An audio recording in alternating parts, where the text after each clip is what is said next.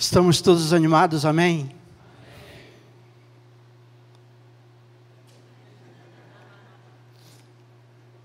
Vamos lá, mais uma chance. Estamos todos irados, amém? Não, não está não, irmãos. Foi só uma pegadinha. É só para quebrar o gelo.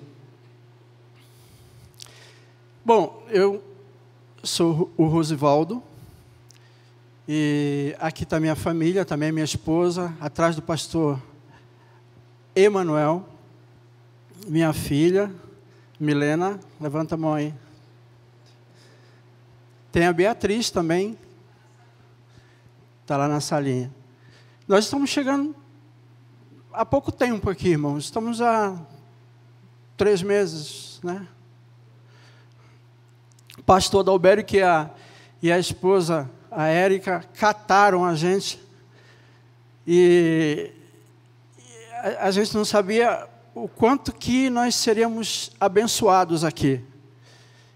Mas realmente é muita bênção. Estamos vivendo a cada dia as bênçãos de Deus aqui com os irmãos na igreja. Bom, eu sou pastor. Estudei no Seminário Bíblico Palavra da Vida. Não sei, tem alguém aqui que conhece o Seminário Bíblico Palavra da Vida? Ah, tem bastante. Fiquei 4 anos e meio morando ali. E 6 meses, eu me formei em bacharel em teologia lá, morando, estudando ali, com ênfase pastoral. E depois eu saí para fazer estágio. E eu comecei meu estágio lá na Igreja Batista de São João Clímaco. Fiz uma parte do estágio lá, e depois fui lá para a primeira Igreja Batista do Ipiranga, no Moinho Velho, onde a gente se encontrou ali com a família do pastor Dalbério, que ainda não era nem casado, né? E fiquei ali auxiliando o pastor Eli Bento, era pastor de jovens, fiquei um tempo lá, depois a gente saiu para pastorear uma congregação da igreja, que mais tarde se tornou igreja, e eu fiquei pastoreando essa congregação e depois igreja por pelo menos 8 anos. Depois a gente saiu porque a minha última filha estava nascendo, a gente queria aproveitar ela. E na nossa mente era que nós iríamos passar 2 anos dando um tempo do ministério, acabou demorando um pouco mais. E aí depois a gente começou a andar, procurando uma igreja e tudo. Mas o Senhor nos trouxe para aqui e a gente está muito feliz aqui. Graças a Deus, estamos sendo muito abençoados. E eu acho que o pastor Dalbério me conhece muito, então ele trouxe esse tema para mim, parece que vem... Não sei, a minha esposa sabe ali, viu? Mas a gente sabe que a soberania de Deus, né? Com a soberania de Deus ninguém pode. E uma coisa que a gente sabe, nós que somos pastores, é que sempre quando a gente vai pregar, Deus fala primeiro conosco. Então, já falou muito comigo, e agora quer falar conosco. Então, quero pedir que você abra a sua Bíblia. No livro de Efésios, nós vamos meditar em 2 textos. Irmão, eu chio muito, mas eu não sou carioca. Gostaria muito de ser. Eu sou lá de Belém do Pará. Estou há 25 anos aqui em São Paulo. Eu vim direto para estudar lá no seminário. Mas esse chiadeiro ainda conservo de lá. E também carrego bastante o S, como o pessoal lá, os cariocas lá do Rio de Janeiro.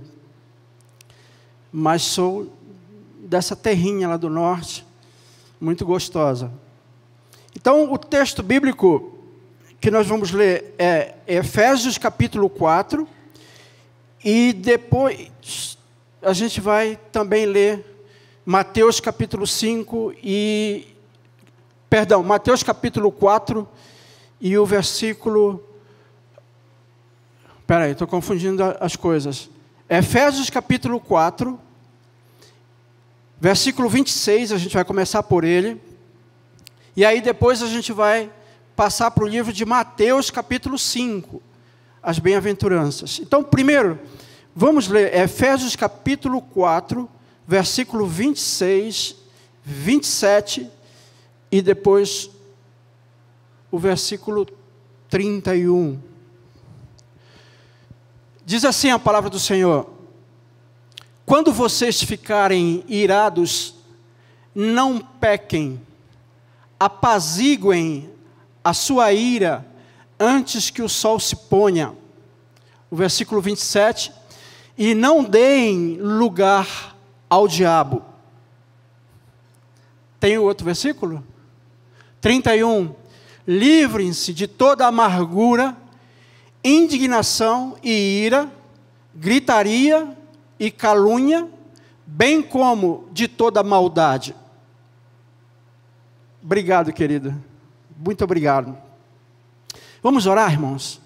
Soberano Deus e Pai, te dou graças por essa oportunidade que o Senhor tem de falar a nós, Pai, a mim e aos meus queridos irmãos aqui. E eu já quero pedir que o Senhor ponha à nossa disposição a Tua humildade, Pai, para que nós possamos, ó Deus, reconhecer a Tua grandeza e também olhar, meu Deus, para o nosso tamanho e saber, meu Deus, que diante do Senhor nós não somos nada e nós não sabemos nada, mas nós confiamos no Teu Espírito, que é um Espírito de sabedoria, para nos conduzir até o Teu plano, Pai. Nos dá essa sabedoria do Senhor, para que nós possamos entender o plano do Senhor para a nossa vida, e que nós possamos, ó Deus, ser grandemente abençoados com a palavra do Senhor nessa noite. Eu oro por mim, porque eu sei, meu Deus, quem eu sou. E eu te peço que o Senhor, ó Deus, faça de mim um instrumento da Tua vontade, para a Tua honra e para a Tua glória. Amém. Irmãos, eu queria começar esse assunto de raiva, ou mais, de uma forma mais branda, ira, com uma frase do William Shakespeare. A frase dele é a seguinte: raiva é um veneno que nós bebemos esperando que os outros morram. Interessante, né? O que é a ira? É um veneno que nós bebemos, segundo Shakespeare, esperando que o outro morra. E aí, quando eu fui designado para trazer essa meditação, esse assunto, no início eu estava falando sobre a soberania de Deus, que a soberania de Deus faz com que todas as coisas aconteçam de acordo com a vontade dEle. Eu recebi uma mensagem no WhatsApp, que nós temos aí, a gente sempre recebe as mensagens por aí, muitas delas. Eu recebi uma mensagem de um pastor, amigo meu, e ele nem sabia de nada que eu ia trazer essa meditação. E ele passou uma mensagem para mim, dentre outras coisas, nessa mensagem que ele me passou, o pastor Bernardo. Ele é pastor da Igreja Batista Eleitos de Deus, ali no Sacomã. Na mensagem que ele me passou, uma parte estava dizendo assim, que existem 3 elementos extremamente poderosos para destruir uma vida humana. Estava nessa mensagem. Talvez até você tenha recebido aí, não sei. Algum dia talvez você vai receber. Mas essa mensagem estava dizendo assim, tem 3 elementos que são extremamente poderosos para destruir uma vida humana. E esses 3 elementos que essa mensagem estava dizendo, e que tem muita verdade aí, o primeiro deles ou são os vícios. Quando eu recebi essa mensagem, e eu comecei a pensar nos vícios, e de fato, eu comecei a identificar certas situações e pessoas em determinadas situações que foram realmente destruídas por causa dos vícios. Dentre muitos vícios que a gente sabe da existência nesse mundo, eu comecei a pensar no álcool, o vício da bebida. E aí eu pensei num tio meu lá de Belém, meu tio João, que ele bebia para se acabar, e não faltava conselhos para ele largar, mas ele bebia, ele se tornou totalmente dependente do álcool. E aí, ele que tinha uma família, ele perdeu a esposa, que a esposa não suportava mais ele. Os filhos dele não suportavam mais ele. E a família dele foi totalmente destruída. E, como se isso não bastasse, ele mesmo estava ficando muito magrelo, muito magro, um faquir. Ele estava sofrendo daquele problema que é trazido pelo álcool, chamado cirrose hepática. E isso estava destruindo mesmo a vida dele. Então, de fato, o vício é extremamente poderoso para destruir. E se a gente for pensar nessa questão de destruir de uma forma bem ampla, porque muitas vezes quando a gente pensa em destruir, a gente pensa no final de tudo, ou na situação mais grave de tudo, que é a morte, por exemplo, que destrói a vida. Mas se a gente for pensar em sonhos, em projetos de vida, se nós formos pensar em famílias que se destroem por causa dos vícios, então a gente tem que considerar que realmente os vícios, e eu só citei o álcool aqui, tem outras drogas aí que são extremamente poderosas, que se tornam vícios e que destrói muita coisa na vida do ser humano. E a segunda coisa que essa mensagem estava falando é a respeito do orgulho. E o pastor Emanuel já trouxe aqui as informações a respeito desse mal. E é interessante que essa questão do orgulho, ela se torna muito destrutiva quando a gente começa a pensar que nós somos uma coisa que nós não somos. E aí começa a entrar a ferramenta de destruição na nossa vida.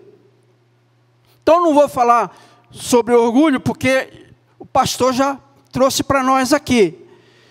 Mas o terceiro elemento que nessa mensagem estava ali me falando, porque ele passou para mim, então estava falando a mim, é a ira, a raiva. E aí que eu digo que a soberania de Deus funciona muito bem, porque esse é o assunto nosso, a raiva, a ira.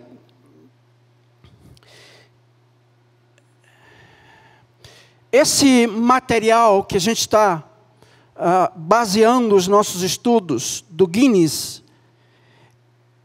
tem um moço lá chamado Sêneca, que ele fala o seguinte da raiva.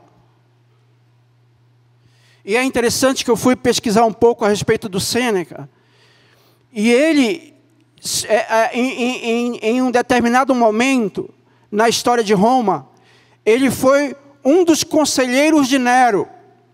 Então parece que ele tem bastante argumento para falar da raiva. E ele diz assim, que a raiva é o pecado que mais causa prejuízo, tanto para a pessoa irada, como para as suas vítimas. Olha só, irmãos. Já para a gente pensar de uma forma muito básica, o que é a raiva?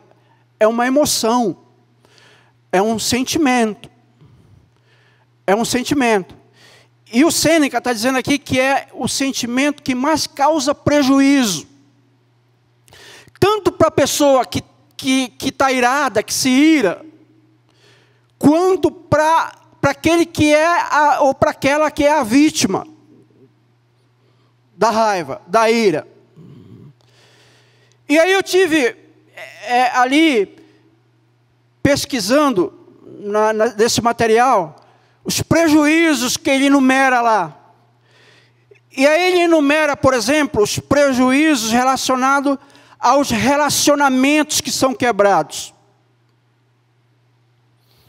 A gente não precisa ir muito longe, basta a gente olhar próximo de nós, talvez na nossa família, ou na nossa parentela, ou em algum círculo de amizade nosso, para ver que existem, e que a gente até certo ponto conhece, algumas pessoas que tiveram os seus relacionamentos quebrados por causa da ira, por causa dessa emoção descontrolada, acabou quebrando um relacionamento de amizade, acabou destruindo um relacionamento entre irmãos, não simplesmente irmão de fé, mas irmão de sangue, acabou destruindo relacionamentos de marido e mulher.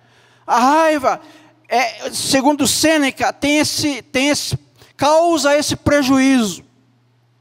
Um outro prejuízo que ele enumera é que ela ataca a harmonia das coisas, do ambiente, dos lares, dos relacionamentos.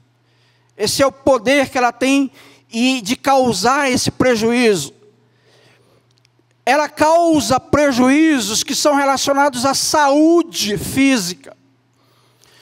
E se a gente for um pouco mais além, não é simplesmente prejuízo de ordem física, mas também de ordem psicológicas. Eu enumerei aqui algumas questões que são ligadas à saúde, que aparecem na vida de pessoas que são iracundos. A Bíblia fala de pessoas iracundas. Você lê o livro de Provérbios. O livro de Provérbios fala do iracundo, da iracunda, que é aquele tipo de pessoa que rotineiramente, constantemente, está se irando, está está tomado de raiva. Então, essas pessoas, por exemplo, elas têm uma tendência de sofrer de úlceras.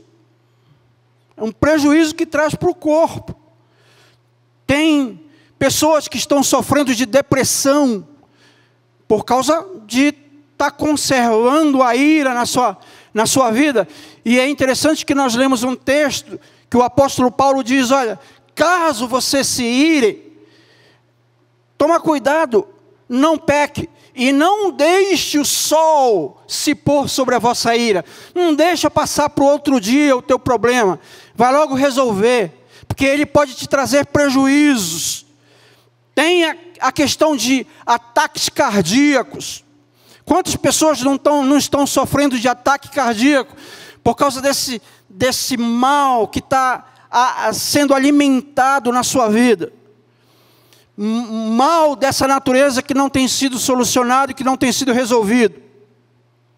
Então o Sêneca, ele mostra, e ele diz ainda, por fim, que a raiva, que a ira, ela tem uma tendência de exaltar o ódio. Ela tem uma tendência de exaltar o ódio e a violência. Aí eu fiquei me perguntando, mas por que ódio e violência? Parece que os dois são irmãos ligados ali. Mas é que o ódio é um sentimento e a violência é uma ação que causa prejuízos violentos na nossa vida. E aí eu fiquei a pensar, muitas vezes, como é que isso se manifesta? Como que a gente pode estar exaltando o ódio, exaltando a violência? Por exemplo, nós muitas vezes nos tornamos prontos para expressar certos xingamentos. Quando uma situação de pressão, às vezes, aparece na nossa frente, nós temos uma tendência muito fácil de xingar as pessoas. Quantos aqui, por exemplo, quantos de nós, eu vou me colocar no meio também, quantos de nós não temos apertado a buzina do carro até o final lá, quando a gente tem uma pessoa que fica 2 segundos apenas no farol verde, quando o farol se abre lá? Quantos de nós não quer saber, enterra ali a mão na buzina e ai do outro lá? E às vezes a gente não se conforma simplesmente com a buzina, a gente baixa o vidro e começa a dar umas xingadas lá. Então a gente está exaltando o ódio, exaltando a violência. É isso que o Sêneca está dizendo. Quantos já não passou por uma situação de desconforto, ou mesmo de, vamos dizer, insatisfação, quando chega em casa cansado do trabalho, e aí quer ali aproveitar a comida gostosa da esposa, e aí quando a gente senta para jantar ou para almoçar, a gente percebe que a comida está sem sal, e a impaciência ali toma um outro corpo, que toma o corpo da ira, da raiva, e a gente pega aquele prato ali. O meu pai já fez isso, irmãos. Eu estou falando isso porque já aconteceu na família. O meu pai já pegou o prato, e porque a comida estava sem sal, e jogou na parede. Mas quantos de nós já não batemos a porta da casa com violência, porque a gente sai irado de casa, a gente vai para o trabalho, e aí a gente passa pela porta e pá! Exaltando a violência, exaltando o ódio. E dirigir o carro, que pega o carro e é 50 por hora em São Paulo, mas ele não quer saber, está tomado ali por aquele sentimento, e pega ali, põe 80, põe 90, e a gente não está nem pensando no outro.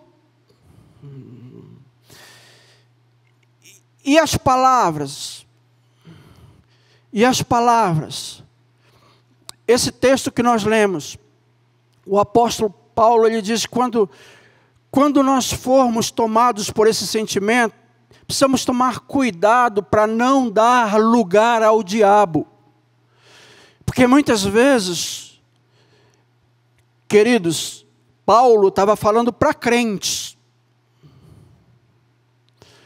O público de Paulo era a igreja de Éfeso. Quantas vezes nós não entramos com palavras torpes, lançando para as pessoas palavras obscenas? Então, essa questão que o Sêneca coloca, ela é muito importante para que nós possamos nos avaliar, para que nós possamos olhar. Queridos, esse é o momento de Deus, para todos nós, eu me incluo nisso, para que nós possamos olhar para dentro. É o momento de nós termos um olhar para nós. Não é olhar para o outro, mas é olhar para nós, olhar para dentro. Para que nós possamos corrigir muitas dessas coisas que ainda acontecem em nós. Mas deixa eu te dizer, eu sou pastor há mais de 15 anos, e eu quero dizer para você, que todas essas chamadas de Deus na sua palavra para a nossa vida, para a minha e para a sua, para mim que sou pastor, e para a sua vida, é um desejo de Deus para santificar a nossa vida. E é interessante que, na introdução dos 7 pecados capitais, quando a gente olha a Igreja Católica se preocupando em especificar aqueles pecados que mais torturavam a cabeça dos seus fiéis,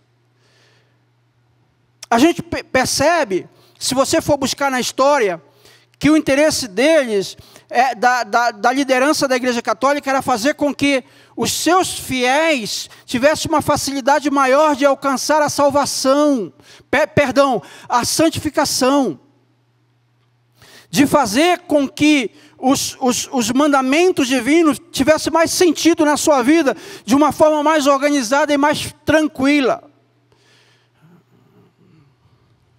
E aí eu quero dizer para você que esse é o interesse do Espírito Santo de Deus na nossa vida.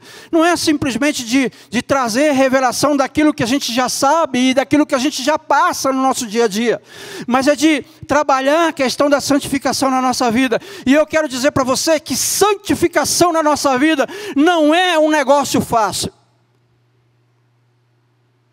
Por isso que eu estou falando para você que eu sou 15 anos pastor, mas até hoje, santificação na minha vida não tem sido um negócio fácil. Então, fica tranquilo que eu sei a luta que você tem, porque eu também tenho uma luta muito grande. Muitas das vezes eu tenho mais dificuldade de me ater, de me lançar totalmente para Deus, ao invés de me lançar para minha família, por exemplo. Em muitas situações, eu prefiro estar com a minha família do que estar investindo tempo e tempo no estudo e na oração e na dedicação a Deus. E eu sei que cada um de nós tem uma dificuldade. E que talvez a sua dificuldade seja essa questão da ira, da raiva. Então eu queria dizer, queridos,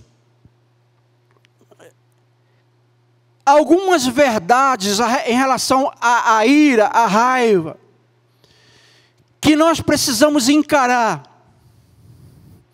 que nós precisamos olhar de frente. Assim como o pastor está encarando essa questão da santificação de vida,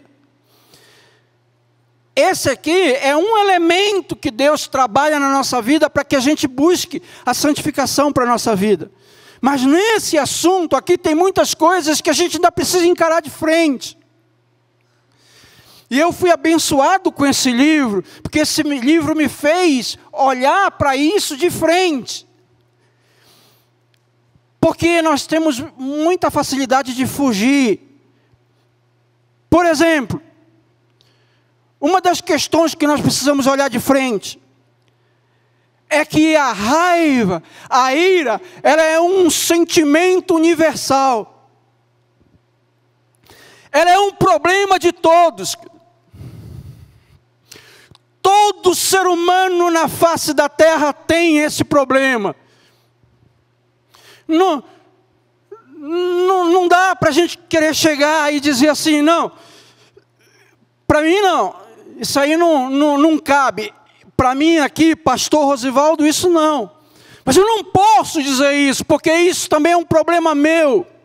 É um problema de todos. É do pastor, é do seminarista, é do diácono, é dos membros da igreja, é de todos nós. E olha que interessante, a gente pode dizer que também a raiva é um problema universal. Está em todos os lugares, está em todos os países, está em todos os povos, está em todas as nações. É um problema de todos. Isso é uma verdade que a gente precisa encarar, porque às vezes a gente tem a tendência de dizer, não, eu não quero isso para mim, eu não quero ser identificado como uma pessoa assim. Por quê? Porque esse sentimento é um sentimento feio. É um sentimento feio. São questões que a gente deve encarar. É feio, mas faz parte de nós, está em nós, faz parte da nossa biologia, faz parte da nossa constituição. E por que eu estou dizendo isso? Porque vem a outra questão a seguir, a questão da verdade que a gente precisa encarar. E qual é a segunda verdade que a gente precisa encarar? É que esse sentimento, ele é dado para todos nós por Deus. Calma aí, querido. Não me joga o sapato, não. Não me jogue os sapatos ainda. Esse é um sentimento dado por Deus, sim. Está vendo como tem certas coisas que é difícil a gente encarar? Que é difícil a gente olhar de frente. Pastor, você está dizendo então que Deus nos dá pecado? Não, eu não estou dizendo isso. 1000 vezes não, querido. O que eu estou querendo dizer é que raiva é uma emoção, é um sentimento.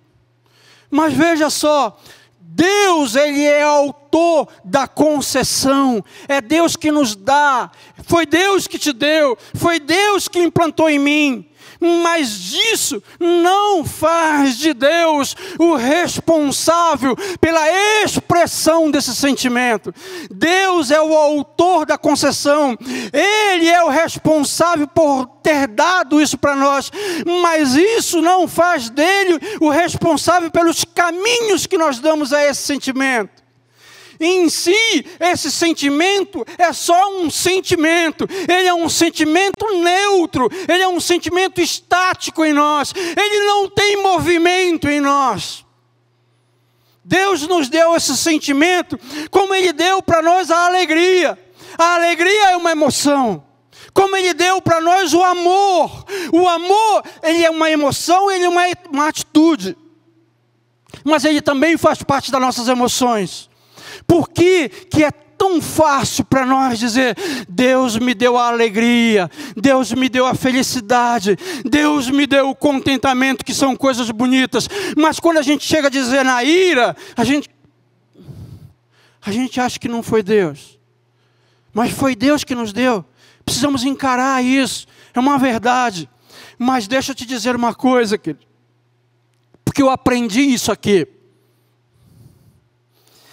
Eu e você somos responsáveis pelos caminhos que nós vamos dar a esse sentimento. Esse sentimento é neutro, mas ele pode ser bom ou ele pode ser ruim. Estou olhando aqui para o pastor Adalberto porque ele que está aqui a me policiar com o horário. Ele pode ser bom ou ele pode ser ruim. Se ele vai ser bom ou se vai ser ruim, é uma responsabilidade minha, é uma responsabilidade sua. Mas o sentimento em si, ele é apenas um sentimento, ele é apenas uma emoção. Uma outra verdade que nós precisamos encarar de frente é que a raiva, a ira, ela é uma praga. Ela é uma praga que mais onera a humanidade, que mais causa prejuízo, que mais arranca da humanidade o valor. É uma praga que cobra um preço muito alto. Como é que a gente sabe disso? Basta a gente olhar para o cenário mundial, meu irmão. Às vezes a gente liga e vai à televisão para assistir um noticiário. A gente olha para aqueles países na Ásia. Outro dia eu estava assistindo lá, e aí passou uma câmera filmando a cidade, uma dessas cidades lá que está sendo bombardeada lá na Ásia, e também no Oriente Médio, e a gente vê a cidade desolada, a gente vê as casas detonadas, os prédios totalmente abandonados.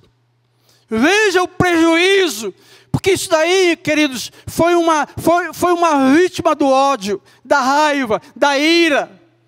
Ela é uma emoção que traz para mim e para você mais prejuízo, que cobra um preço muito alto, é muito caro. Se a gente for pensar em relacionamentos, famílias, pastores que estão investindo dias a fio, orando, inveteradamente por membros da igreja que estão próximos de se separar por causa da ira descontrolada, por causa da raiva descontrolada de um dos elementos. Milhares de pessoas no mundo mortas por causa da ira dos homens, do ódio dos homens. Hospitais superlotados, pessoas totalmente descefaladas. Existe essa palavra? Sim, né? Existe? Desfaceladas.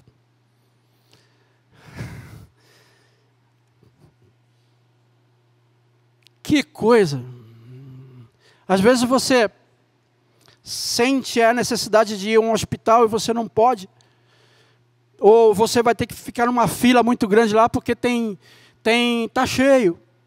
E aí você vai ver lá, fazer uma pesquisa, quantas pessoas não estão ali por causa do ódio de alguém?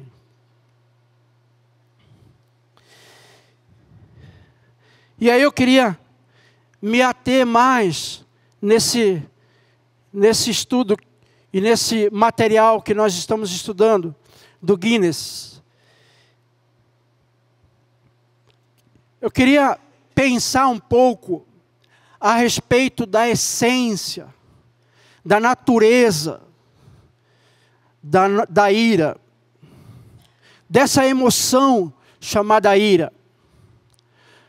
A natureza dela,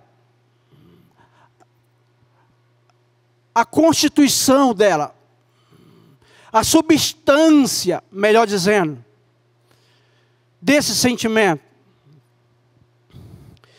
E ainda baseado nesse texto de Efésios, a gente percebe que Paulo, embora ele não seja um alimentador dessa raiva, embora ele não estimule a ira em ninguém, ele diz assim: irai-vos. E aí a gente pode colocar um ponto aí. E aí a gente pode pensar o seguinte: se Paulo está dizendo irai-vos para a igreja, talvez ali fosse até mais uma verdade que a gente poderia encarar. A gente pode dizer que existe alguma coisa de boa nessa ira, na raiva. Então, na sua essência, a gente pode dizer que a raiva, a ira, ela pode ser santa.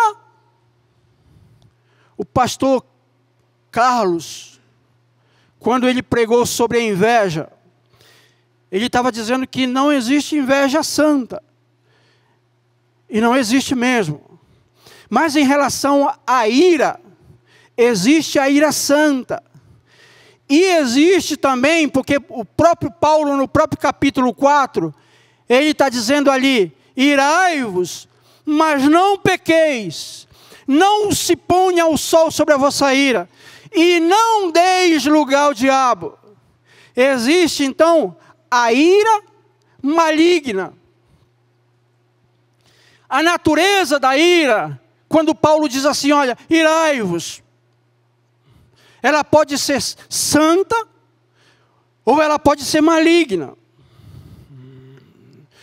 É por isso que quando a gente pensa que foi Deus que nos deu o sentimento, a emoção,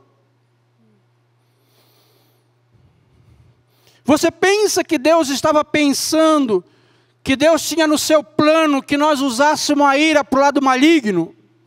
Lógico que não, mas Ele estava no seu plano, querendo que nós usássemos essa ira para o lado santo, para o lado puro. E qual que é a ira santa? Você já leu Rui Barbosa, né? Alguns poemas do Rui Barbosa. O próprio Rui Barbosa já falava dessa ira santa. Qual é a ira santa? É quando esse sentimento em nós, ele encontra uma causa justa. Esse sentimento, essa emoção em nós, ela encontra uma causa pura.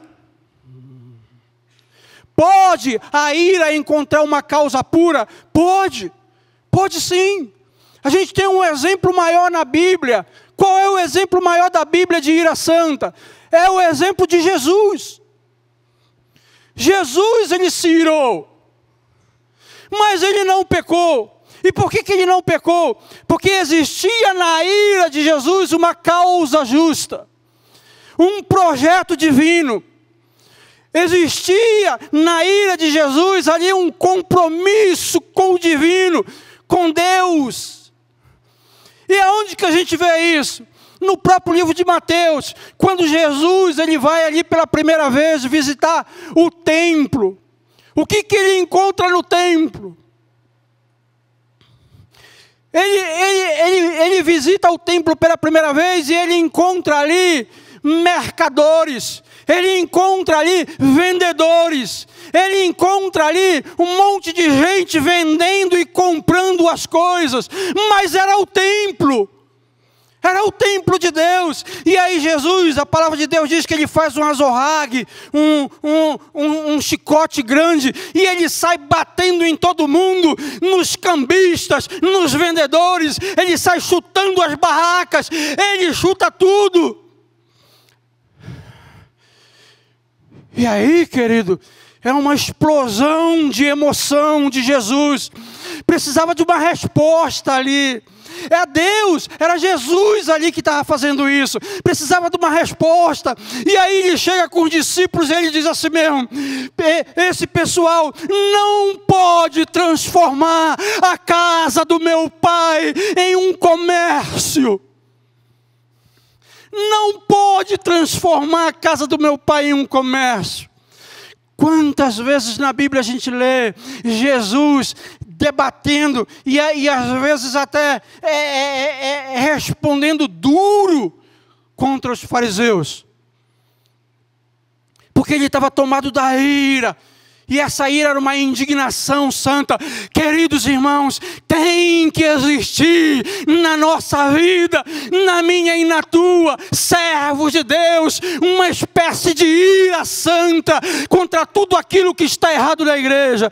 Não somente na igreja, mas na nossa casa. E não somente na nossa casa, mas na sociedade, no mundo todo. Tem muita coisa errada nesse mundo. Que aí Deus nos chama para ter essa ira santa e nos indignarmos com as coisas que estão erradas. A essência da ira. irai-vos. Mas a direção tem que ser uma direção boa. O caminho a ser dado tem que ser o caminho do bem. A causa tem que ser uma causa justa. A causa tem que ser um projeto divino, um projeto de Deus. A nossa mente, a nossa emoção tem que estar ligada lá no céu. Quantas vezes a gente tem que se irar? Outro dia, minha esposa ficou com muito medo. Porque eu desci da minha casa, eu fui lá na rua, e eu confrontei, queridos, eu confrontei uns viciados em maconha, que estavam fumando ali na frente. Quando eles começavam a fumar, aquele odor subia e exalava a nossa casa. Aí eu ficava pensando nas minhas filhas, e eu suportava isso por muito tempo, mas veio uma indignação aqui, e eu cheguei lá e disse: vocês não podem quebrar aquela educação que eu dei para as minhas filhas. Nós precisamos disso. E aí, quando a ira se torna santa, ela se torna um dever. Um dever. Eu e você temos o dever de nos levantar por aquilo que não agrada ao coração de Deus. Nós precisamos nos levantar contra o pecado. Se Deus, o nosso Deus eterno, Ele odeia o pecado, nós também precisamos odiar a ira santa de Deus.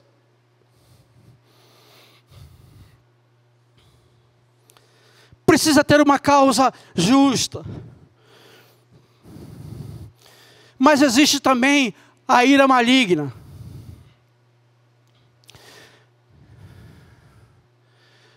E aí, nesse texto que nós lemos aqui, quando o sentimento, essa emoção chamada ira, exigir de você instrumentos que não vão edificar a sua vida, não vai edificar a vida do seu irmão, não vai edificar a igreja, essa ira é uma ira maligna. Quando esse sentimento exigir coisas em nós que Deus não aprova, esse sentimento é um sentimento maligno. E Paulo diz: olha, longe de vós toda amargura, longe de vós toda ira, longe de vós toda cólera. E ele está dizendo exatamente esse sentimento aí, que vem aqui, cobrando de nós instrumentos que não vão agradar a Deus, como a violência, como as palavras torpes, como os relacionamentos que podem ser quebrados, o ódio que pode ser destilado, essas coisas que não vão agradar a Deus, é maligna, é totalmente maligna. Eu vou entrar no contraponto. Poderia esticar um pouco mais isso aqui, mas eu quero entrar no nosso contraponto. E eu vou pedir para o meu irmão aqui colocar Mateus capítulo 5.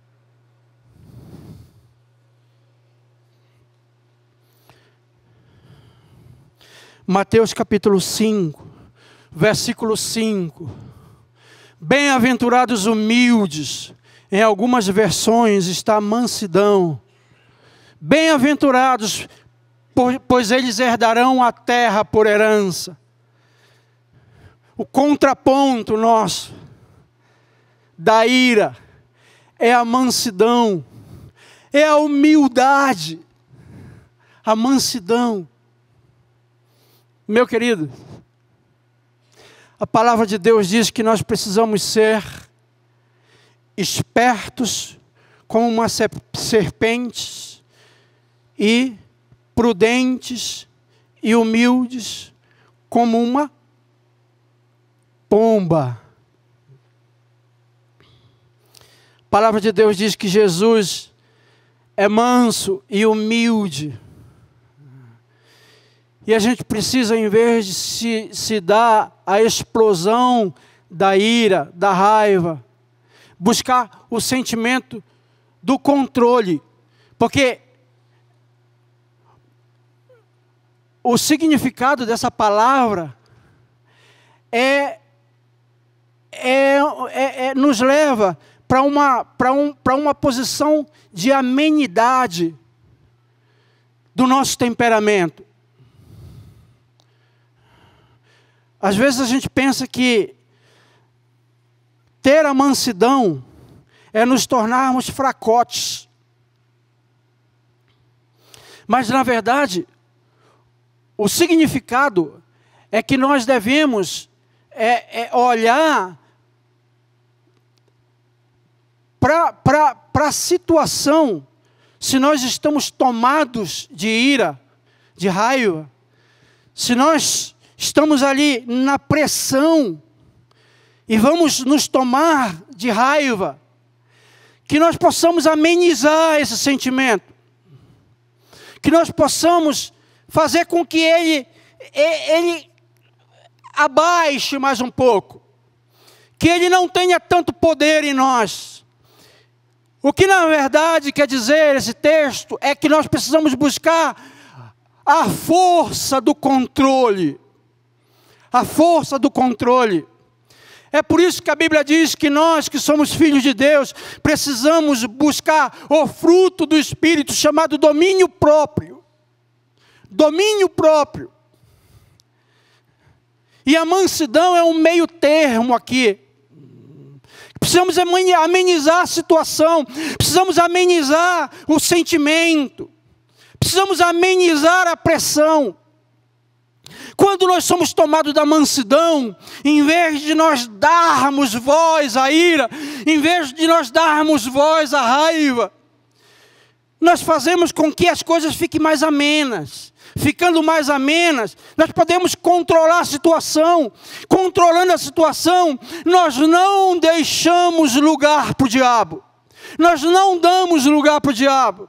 Porque é mais fácil ter o controle se nós amenizamos mais a situação.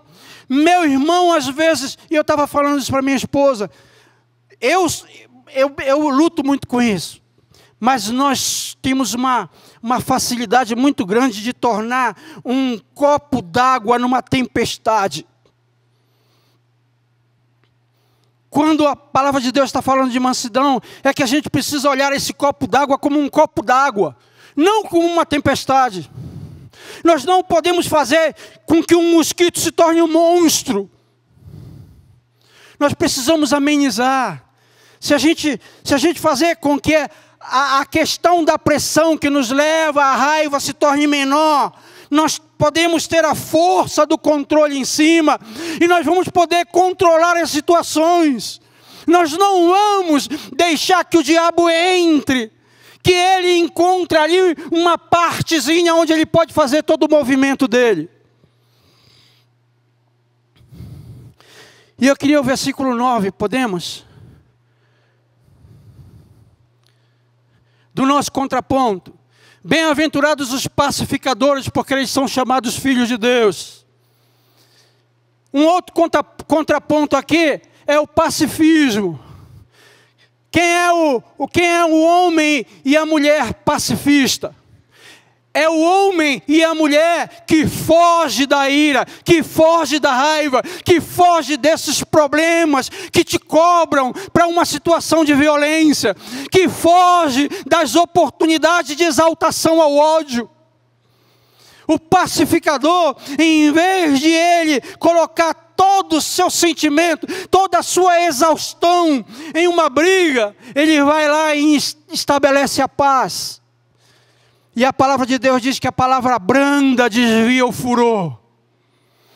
Estabelecer paz, fincar a paz. É como se nós estivéssemos pegando a bandeira da paz e estabelecer e fincar no momento em que todas as pessoas, sei lá, naquela situação estão totalmente iradas contra nós ou contra alguma situação. A gente finca a paz. E eu estou aprendendo isso.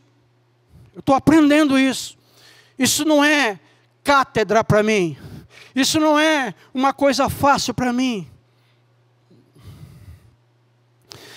E em último lugar do nosso contraponto, ainda em relação ao versículo 9, ser pacificador é enterrar a bandeira da paz. E para nós que somos filhos de Deus, essa bandeira da paz que nós devemos enterrar chama-se perdão. Perdão! E aí, meu querido, o perdão de Deus, ele vem para momentos e para questões que já estão instaladas. Questões que já estão instaladas, que a ira já detonou tudo, que já criou problemas gravíssimos, no trabalho, na família, em qualquer lugar que seja. Enterrar a bandeira do perdão. E eu queria terminar aqui essa meditação com um pensamento para a gente levar para casa. Para a gente levar como dever de casa. Eu vou levar. Talvez, querido, essa questão na sua vida já tenha ganhado pernas. Talvez esse temperamento explosivo tenha tomado posse dessa emoção chamada raiva e já tenha feito ali um verdadeiro cemitério. Já tenha criado muitas mortes. Morte de relacionamento. Morte de planos, de projetos, de sentimentos. Talvez isso já esteja instalado. Precisa de uma atitude. E essa atitude chama-se perdão. E eu quero fazer a pergunta para a gente levar para casa. Por que é que a gente demora tanto tempo para fazer a única coisa que nos deixa tão bem? Por que é que a gente demora tanto tempo para fazer a única coisa que nos deixa tão bem? Tão bem, que é chamada de perdão. Porque o perdão conserta todas as coisas e nos deixa bem com Deus e com as pessoas. Que Deus tenha misericórdia de nós, queridos. E Deus te abençoe, em nome de Jesus. Amém.